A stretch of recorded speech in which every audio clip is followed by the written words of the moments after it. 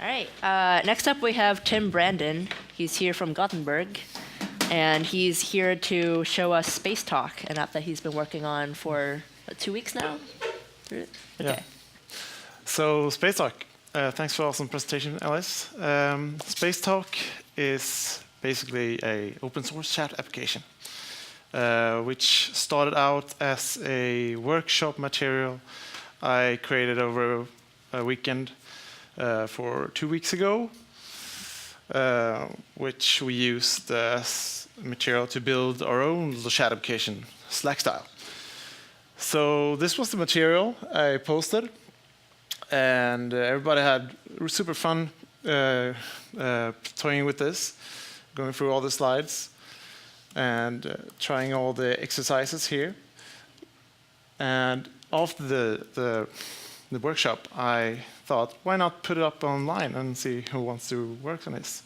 So I posted it on forums and on creator.io, and it went haywire. So a lot of people started to join the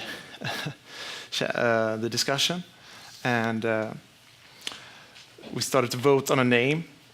And the name we came up with was SpaceTalk, which is kind of fun. So this is what the last slide in the presentation for the workshop was. It was a simple Slack clone. So it doesn't have a lot of features. It just looks a lot like Slack.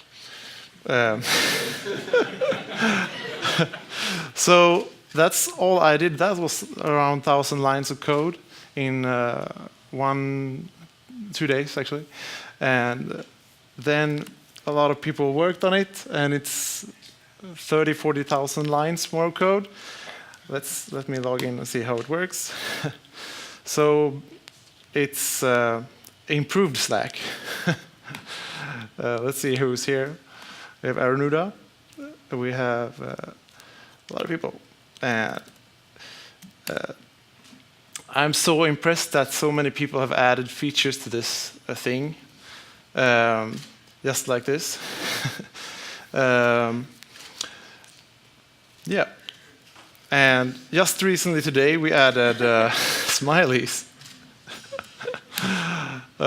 Which is, I mean, the Meteor community is amazing. That's the thing I wanted to say. But this is also the first release of SpaceTalk, and you're welcome to try it out and join the discussion and add features.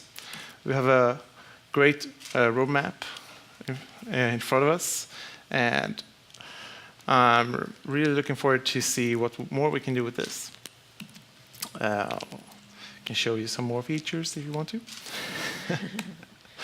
So basically, it just looks a lot like Slack right now, which is something we will move away from. One thing I would like to add is that the learning outcome of creating open source apps is that you can own your own data instead. Excuse this. But basically, that's it. Thanks. Awesome. Does anyone have questions for Tim? We have a comment online saying it was so great watching this thing explode the last week. It's been a blast. Yeah. Anyone from the room have a question for Tim? Nobody's going to ask. Why do you think it caught on with everybody so much? It seems to it took off like very quickly, and there's a lot of people contributing. Could you repeat the question? Yeah. Why do you think it took off so quickly? So I think there's a lot of people who want to work on open source apps, and also it's because there's tons of benefits of doing that.